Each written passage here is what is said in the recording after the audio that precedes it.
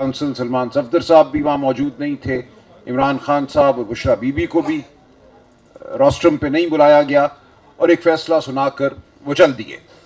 अब यही सूरत हाल है जिससे हम रोज़ दो चार हो रहे हैं, जिससे पाकिस्तान का हर शहरी रोज़ दो चार हो रहा है।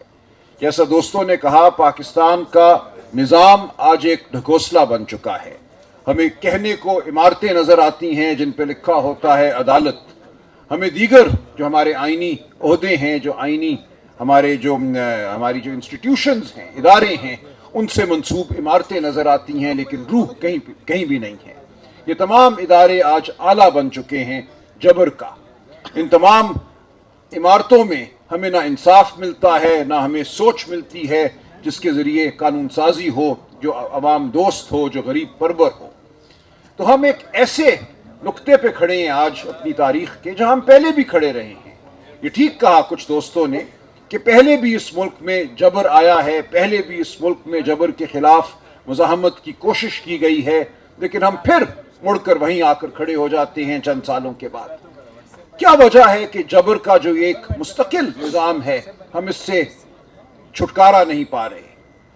हमें सोचना है, और आज जहां हमारे इकट्ठे होने का मकसद भी ये है, कौन से वो बुनियादी उसूल हैं जिनके साथ हमने जुड़ना है, उनको हमने अपना ओढ़ना बछोना बनाना है, उन्हें हमने अपनी ज़िंदगी का मकसद बनाना है, सिर्फ किसी ओहदे के हुसूल का ज़रिया नहीं बनाना। हमने नारे इसलिए नहीं लगाने कि हमें ख्वाहिश है कि हमारी बारी आ जाए, जबर हमें अपनी गोद में बिठा ले। तो ये बिल्कुल ठीक सवालात किए हैं मतीउल्लाह जान ने भी, अफजल भट्ट साहब ने भी। माजी की लग़ज़िश जो है, माजी की नाकामी इस बात की दलील नहीं है कि हमें आज कुछ नहीं करना। हम ये नहीं कह सकते कि चूंकि माजी में हम मंजिल नहीं पा सके थे, इसलिए आज भी हम कुछ नहीं करेंगे, हम जबर को मौका देंगे कि वो मजीद जुल्म ढाए। तो हमें आज ये फैसला करना है हम सबको, बतौर शहरी, बतौर इंसान, कि हमने जबर को और जुल्म को सहना है या नहीं सहना। इसका कोई ताल्लुक किसी सियासी जमात से नहीं है, PTI से नहीं है, पीपल्स पार्टी से नहीं है, नून लीग से नहीं है, किसी से नहीं है। इसका ताल्लुक हम सब के इनफरादी ज़मीर से है। क्या हम एक आज़ाद लोग हैं? क्या मैं एक आज़ाद शख्स हूं या नहीं हूं? मेरे पे क्या जिम्मेदारी है इस लम्हे? मुझे क्या करना है? क्या मुझे डर कर कहीं आसूदगी ढूंढनी है, किसी दड़बे में बंद हो जाना है? क्या मुझे कहना है कि मैं सामना करने की सकत नहीं रखता जबर की, इसलिए मुझे रहने दो सुकून से कहीं? या मुझे अपने आप को पेश करना है, जबर के सामने खड़ा होना है, जुल्म के सामने खड़ा होना है और कहना है कि तुम जालिम हो, तुम जाबिर हो, तुम्हारे जबर को, तुम्हारे जुल्म को मैं नहीं मानता। यह फैसला हम में से हर एक को करना है इनफरादी तौर पर। और जब यह फैसला हो जाएगा, जब आप और मैं ये फैसला कर लेंगे कि हमने जबर को नहीं सहना, हमने जुल्म को जुल्म कहना है, तो फिर बात बहुत आसान हो जाती है। यह पैगाम लेकर हमने हर पाकिस्तानी के पास जाना है कि तुम एक आज़ाद शख्स हो, तुम्हारे हुकूक हैं, तुम इंसान हो, बतौर इंसान तुम एहतराम के काबिल हो। इस मुल्क में अशराफिया की हुकूमत बहुत हो चुकी। आज अगर इस मुल्क में 40% बच्चे 15 साल की उम्र में स्टंटेड हैं, उनका दिमाग और उनके जिस्म उनकी उम्र के हिसाब से कम है। अगर आज 60% बच्चों को 15 साल की उम्र में कोई तालीम मुयस्सर नहीं है, तो इसकी कोई वजह है। वजह यह है कि 78 साल से इस मुल्क पर एक तबका हुक्मरानी संभाले हुए है, मुसल्लत है। वह अवाम का नुमाइंदा नहीं है, उसकी अपनी तरजीहात है। एक एलीट स्टेट बन चुकी है पाकिस्तान की रियासत। यहाँ एक दिन भी हमने वो हुकूक नहीं पाए जिनका वादा हमसे किया गया, जो आइन हमसे वादा करता है। हम बोलना चाहें तो हमारे ऊपर FIR कटती है, और कुछ नहीं तो दफा 144 के जरिए हमारी जुबान और हमारे कदम जो हैं उनको रोक दिया जाता है। तमाम बुनियादी हुकूक जो आइन में दिए हुए हैं वो बेमानी है। तो हमें अब फैसला करना है कि हमने करना क्या है, हमने कैसे आगे बढ़ना है।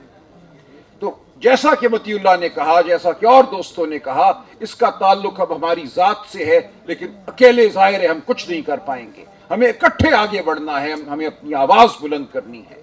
आज इमरान खान साहब ने जेल से एक पैगाम भेजा है, उनसे मुख्तसर मुलाकात एक वकील साहब की हो सकी।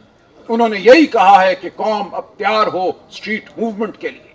कोई और अब एवेन्यू बाकी नहीं रहा, कोई और रास्ता बाकी नहीं रहा। अदालत से आपको कुछ नहीं मिलने वाला। हम अदालत जरूर जाएंगे, ہم ان کو فری ہینڈ نہیں دیں گے، ہم میدان خالی نہیں چھوڑیں گے، ہم عدالتوں میں اپنی اپیلیں، اپنی درخواستیں، اپنی پٹیشنیں ڈالتے رہیں گے، لیکن ہمیں کوئی توقع نہیں ہے انصاف کی، ہمیں کوئی توقع نہیں ہے کہ ہمیں وہ حقوق ملیں گے جن کا وعدہ آئین پاکستان نے ہم سے کیا ہے، شرافت نے ہم سے کیا ہے، ہمارے دین نے ہم سے کیا ہے۔ ہم آج ایک مکمل طور پہ محکوم قوم ہیں، اب ہمارے پاس اس کے سوا کوئی چارہ نہیں کہ ہم اپنی آواز بلند کریں۔ آواز ہم میڈیا کے ذریعے بلند نہیں کر سکتے، میڈیا پر قدغن ہے، میڈیا سینسر بھی ہو جاتا ہے، آزاد منچ صحافی نوکری سے نکال دیے جاتے ہیں، ان کو تنبیہ کی جاتی ہے، ان کے بچوں کی جان اور مال کا ان کو کہا جاتا ہے کہ وہ محفوظ نہیں ہیں۔ کتنے آپ میں سے ایسے ہیں جو آ کر ہمیں بتاتے ہیں کہ ان کے ساتھ کیا ہو رہا ہے؟ تو آج ہم سب نے بطور قوم اپنی آواز بلند کرنی ہے اور آگے بڑھنا ہے۔ ہم نے وہ حقوق چھیننے ہیں جو ہمارا حق ہیں، بطور انسان ہمارا حق ہے۔ ہم نے غریب کو اس کا حق دینا ہے۔ اس ملک کے وسائل پر پہلا حق اس ملک کے لوگوں کا ہے، وہ بلوچستان کے ہوں، وہ خیبر پختونخوا کے ہوں، وہ سندھ کا ہاری ہو، اس کا پانی ہو، وہ پنجاب کے ہوں، گلگت بلتستان اور آزاد کشمیر کے ہوں۔ ہر جگہ ہم وہی ناانصافی دیکھ رہے ہیں، جہاں غریب کو غریب تر کیا جا رہا ہے۔ جھوٹ ہے کہ پاکستان کی معیشت ترقی کر رہی ہے۔ تمام اعداد جو ہمارے سامنے آ رہے ہیں وہ یہ بتا رہے ہیں کہ لوگ پاکستان کو چھوڑ کر بھاگ رہے ہیں۔ صرف لوگ نہیں، ان کا سرمایہ بھی بھاگ رہا ہے۔ اس ملک میں روزگار پیدا نہیں ہو رہی، یہ ملک بنیادی طور پر غلط سمت چل رہا ہے۔ تو ہم نے اس ملک کی سمت کو ٹھیک کرنا ہے، ہم نے وہ وعدے پورے کرنے ہیں جو اس ملک کے عوام سے کیے گئے۔